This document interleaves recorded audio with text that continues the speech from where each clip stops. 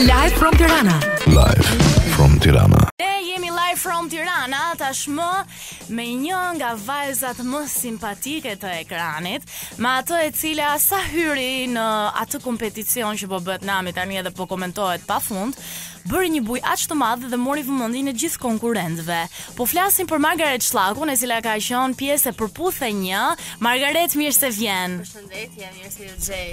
Është kënaqësi për ne që të kemi këtu në studio, mbi gjitha për një vajzë e cila asnjëherë nuk ka nguruar që të thotë mendimin e saj lirshëm dhe të flasi jo vetëm për përputhen, për mendimet e saj, por duke trajtuar edhe tema të ndryshme, se ti tashmë je pjesë edhe e televizionit dhe shpesh herë shumë intervistave.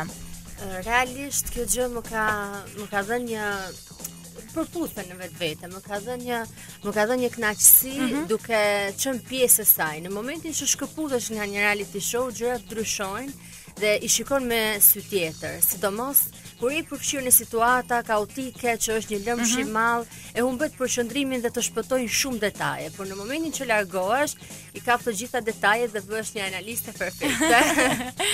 Por flasim sot për famën, e cila tani ka ndryshuar rregullat duket për shkak të reality show-ve, por ti ke nisur, si thuaç, me atë mënyrën klasike për të arritur tek fama, ke qenë Miss. Modele, po. Modele, Miss, çfarë të bëri që të shkoj tek përputhen, edhe çfarë do të vi më pas, se tani do të shikojmë në ndonjë reality tjetër apo si planifikon?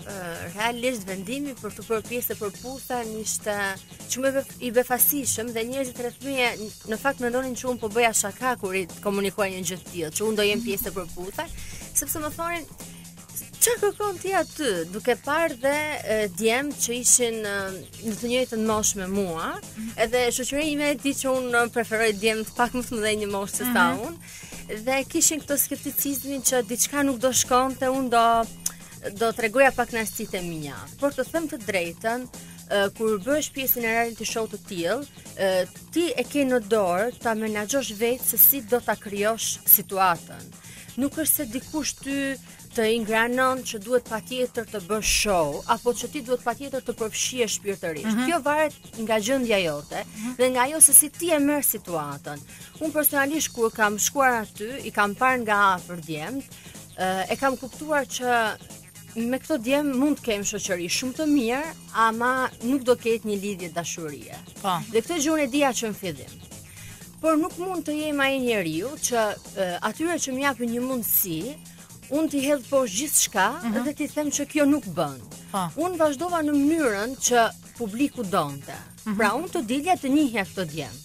Pastaj se çalonte pjesa që e moshës apo e diçka, unë vazhdova njohjen. Dhe pak nësit nuk është se unë i bëra aq të bujshme sa që bëjnë sot. Edhe në fakt kemi parë që ke qenë ajo goca e cila asnjëherë nuk ke vuajtur as për vëmendje, se e dim që më përpara Margareti është marrë me shumë projekte të tjera dhe Margareti nuk është vetëm ajo goca që ka hyrë në përputhen, kështu që ti famën e kishe dhe ne nuk mund të themi që Margareti hyri për të bërë famë, se famën e kishe dhe ke hyrë thjesht për një eksperiencë televizive për të njohur dikë, ta quajmë kështu. Por me sa po shohim tani shumë gjëra kanë ndryshuar dhe për këtë pjesën e përputhen do ta diskutojmë pas pak më gjerësisht. Ndërsa tani do shkojmë te The One, Rita Ora dhe Imanbek, flasim përsëri, jemi me Margaret Shllakun. Ora Amaro nga Gaja, dëgjuam është pjesëmarrja e saj në Sanremo, në këtë vit rikthehemi, jemi me atë e cila përveç se shumë e njohur për pjesëmarrjen e saj në përputhen, ka qenë edhe pjesë e kompeticioneve të shumta të bukurisë, edhe Instagrami i saj është shumë i kuruar, edhe do doja të pyesja Margaret, sepse duke qenë se flasim për famën sot, besoj që Instagrami është pjesë shumë e rëndësishme. Mendon që ndikon shumë në jetën tënde, në faktin që shkon diku dhe të zgjedhin ty për shkakun sepse ke më shumë ndjekës, ose faktin që ti përpiqesh gjithmonë që ta kurosh, të mbash të postosh foto të reja. Në fakt, më përpara, kur isha më e vogël, e kisha shumë prioritet Instagramin.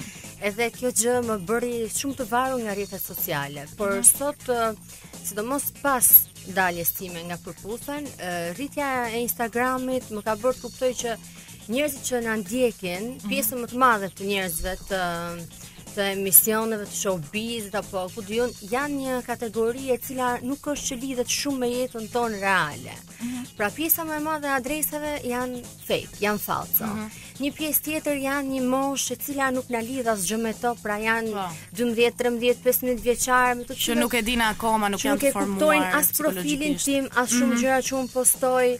Edhe vetëm për një pjesë, për një masë të kësaj të këtyre ndjekësve, unë nuk mund të postoj gjithçka që i përshtatet gjitha moshave. Unë nuk e kam Instagramin tim, unë nuk jam një blogere. Unë shpërndaj gjërat që mua më pëlqejnë, gjërat që mua më kënaqin, të bëj të ndihesh mirë. E mia. Unë nuk e kam Instagramin as për të këshilluar njerëzit, se më dërgojnë mesazhe nga këto, kam një gjë kështu ashtu, çam këshillon.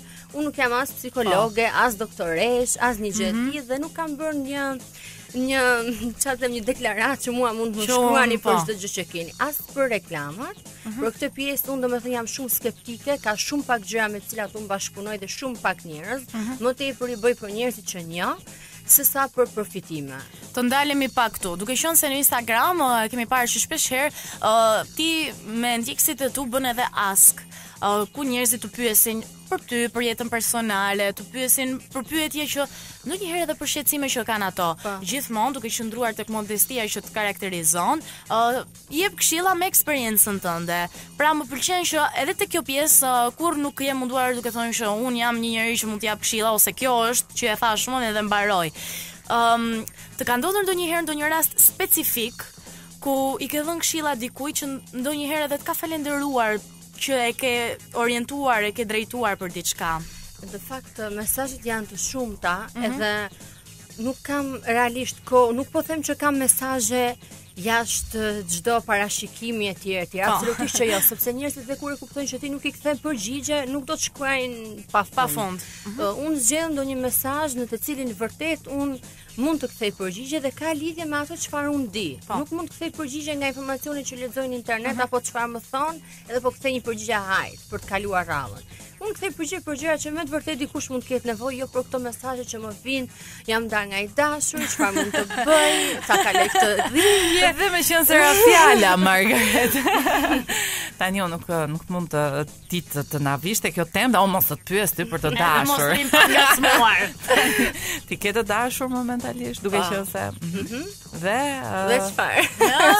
Si është sa vjeç, ti the pak më parë që të pëlqejnë më të mëdhenj. Që është më i madh vjerë, është e garantuar. Me çfarë merret, pse je me të, gjithçka që ka të bëjë na trego. Po. Shikoj, unë personin në fjalë të dashurin tim, se mos më shpëton emri pa dashur. Po. Gjithmonë e kam quajtur një mik shumë të mirë, përpara se të ishim të dashur. Jo mik që ishim miq të ngushtë, por ama unë kur e takoja ndjesha shumë komod për t'i thënë shumë gjëra, për të folur. E keni nisur si miq? Por pas syrësime në përputhen, ai e kuptoi që nuk duhet më linte në sytë e botës, në kuptimin Po vjen keq që nuk e ka kuptuar që në fillim fakt. Ishte edhe kjo frika në fakt, që ai ma thotë tani, unë kam pasur shumë frikë nga refuzimi jot, sepse unë jam shumë e sertë në këto marrëdhënie. Je një akrep, mos ta harrojmë. Unë jam hapësirë të tjerëve që të më njohin, por kur fillojnë këto flirte të gjërat, bëhen pastaj vinë ato kornizat e mia dhe përgjigjet janë shumë të akullta.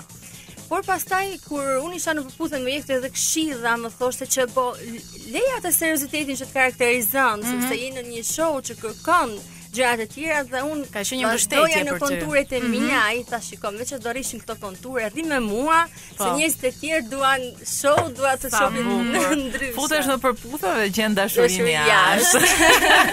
Shumë nice. Duke e pasur afër për shumë kohësh, e kupton në Sa vite keni që njiheni? 3 vite. Okej, të përshëndesim kushdo që je. Herë tjetër, kujdes gocën ton. Herë tjetër mos u mendo kaq gjatë, kështu që Nëse, se nuk duam të herë tjetër. Sa herë tjetër? Mund të propozosh që tani Propozo Top Albania Radio. Po. O boza të këshia, o lërini më njerëzit të qetë. Mirë, edhe diçka të fundit që doja të ngacmoja pak edhe për këtë, se unë kam vënë re që aty njerëzit të krahasojnë në për disa foto, se nga afër nuk të shkon mendja fare dhe këtë ta them sinqerisht, por kur të shikon në disa foto të kujton pak Soni Malen. Ta thon shpesh këtë krahasim?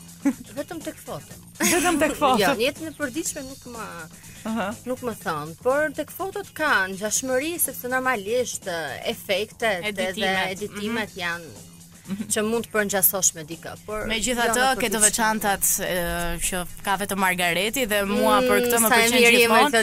Kështu që unë Margaretin ka kohë që e njoh, duke qenë se vjen edhe nga Shkodra dhe ne kemi shumë njohje edhe më të afërta, kështu që Margareti ka qenë gjithmonë Margareti, edhe për këtë të falenderoj shumë se ishe shumë e vërtetë edhe si gjithmonë në gjitha intervistat që ti jep, edhe të falenderoj që ishe pjesë e intervistës tonë sot në Top Albania Radio në Live from Tirana. Mirë, ne do vazhdojmë Live from Tirana, ndërkohë do ndjekim Bliss nga artistja shumë e talentuar Koka, të cilën kemi patur fatin që ta kemi edhe pjesë e intervistës tu Live from Tirana. Ndjekim tani Bliss Koka. Live from Tirana.